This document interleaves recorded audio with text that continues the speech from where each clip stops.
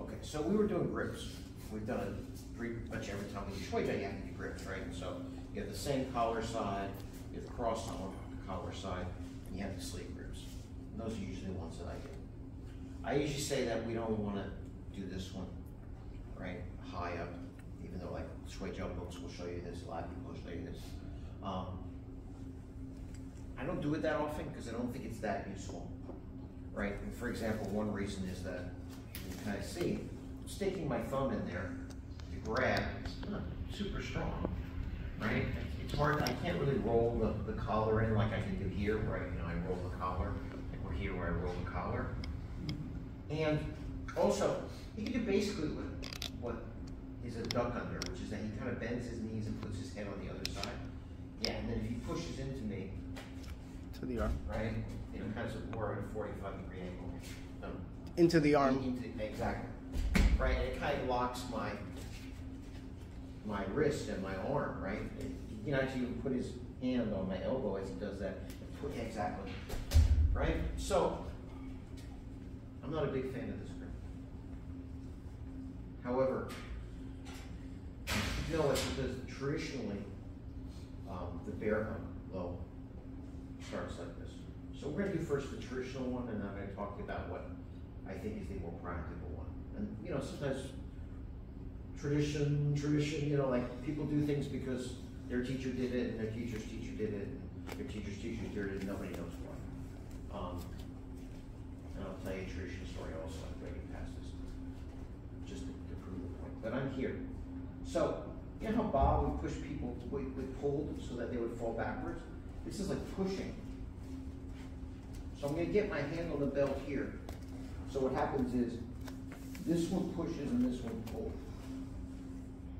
And sometimes that's enough to make them fall, right? If not, then you have it becomes a combination of techniques, because this is low, which is body locking, and then there's Xiao, which is leg hooking. And then if I do that, he falls. I'm here, this pushes, this pulls.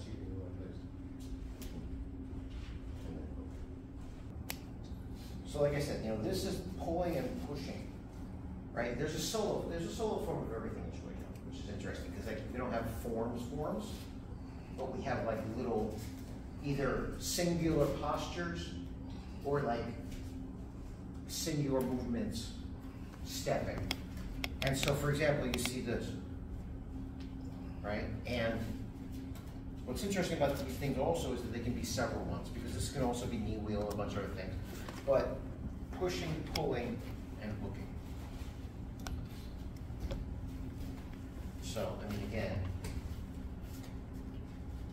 I push, that's not going to be enough for him, but if I pull, sometimes that's enough. But if not, then I have that, and I'm catching him at the calf, not at the knee. If you just bend the knee, it's not, that's what it does, right? But if I catch the calf, see how it comes up? So in other words, if I do this, and I give him a slight bend, but I just make his knee bend, right? Yeah, exactly. You feel like you're not going to fall. Right? But when I did it this way, see how I slide it out? So, again, this is a traditional one. I want you to practice it and know it, but I'm going to show you one that's probably a little more combat applicable. Next. Like I said, this starts with this. And so in theory, like, we're wrestling and I go like this, but like I said, I don't like this grip because it's not very strong and it opens. It's a big reach. It's a big reach, yeah. I guess theoretically, you'd be like here, and I could do this and do this. But this is why I tend to think this is tradition and not necessarily how you're really going to see things. More honestly, when you're wrestling, sometimes you get these kind of positions and you're pummeling, right? And so maybe we need to pummel a little bit. Ideally, right? Oh, here you'll see this, right? This is the outside, and this is the inside. I want to be on the inside. That's where I have the most amount of control. So in other words, I don't want to grab him like this because he has control. He has control, exactly. So when we're here, I have one on the inside, but I have one on the outside. Same thing. I want to get, let me just show you. I want to get two on the inside. Now, of course, since he knows that, that's why when I put this one in, he put the other one in. So now we go back to having one on the outside and one on the inside, right? So it's a game to try to get two on the inside, but it's not an easy game because the other person knows the same things. You know, what's good for me is bad for him, and what's good for me, if he can get the same thing, is good for him, so he'll pummel in. So we pummel, right? The easiest way to pummel is like you're punching lesions, put your hand on your chest, and like judo chop down into the arm, so that you go in, and you'll move your shoulders as you do it, right? Because if I just sit here like this, like stiff, I gotta kind of snake my body, right? But what I'm trying to do is get two arms on the inside, and then we'll get to this better version of low or body locking, right? Whereas this one, body locking, this is the traditional way, but it doesn't mean that it's what's going to really happen. And we have one clear example of this also, which is that there is a technique in Shuai Jiao that everyone knows, everyone shows, right? And everyone also says the same thing. Cheng Ding Dong Sheng taught it and said, I've never seen anyone ever do this for real. So then the question is, why do we do it then? Tradition, tradition. All right, but we're gonna pummel first. So that's the next thing I want you to do, pummel, okay? Pummeling, you'll see in every kind of grappling. You'll see it in Western wrestling, you'll see it in judo, you'll see it in sambo, you'll see it in everything.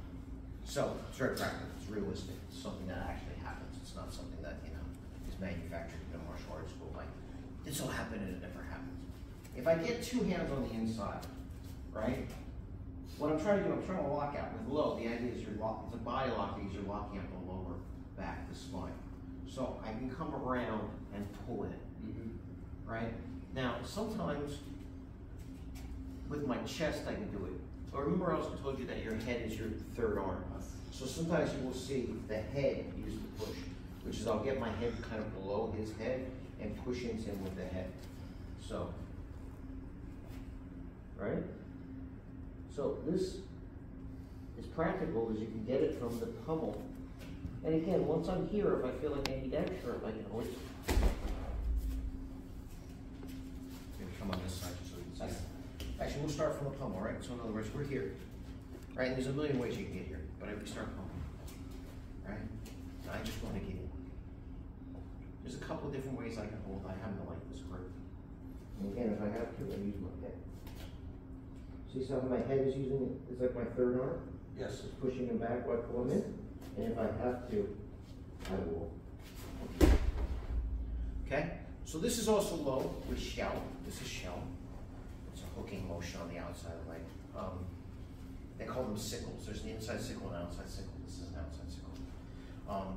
This is very practical. This is the way that we will see low done over and over and over again. And you'll see it done in, like I said, every kind of grappling, not just in Shuai Jiao. Okay? Obviously, when you throw somebody, be careful of your surroundings. Don't do it right next to a metal pole. We'll be all right. Let's go. So, the one thing you realize is that this is low body lock and then shell. Right?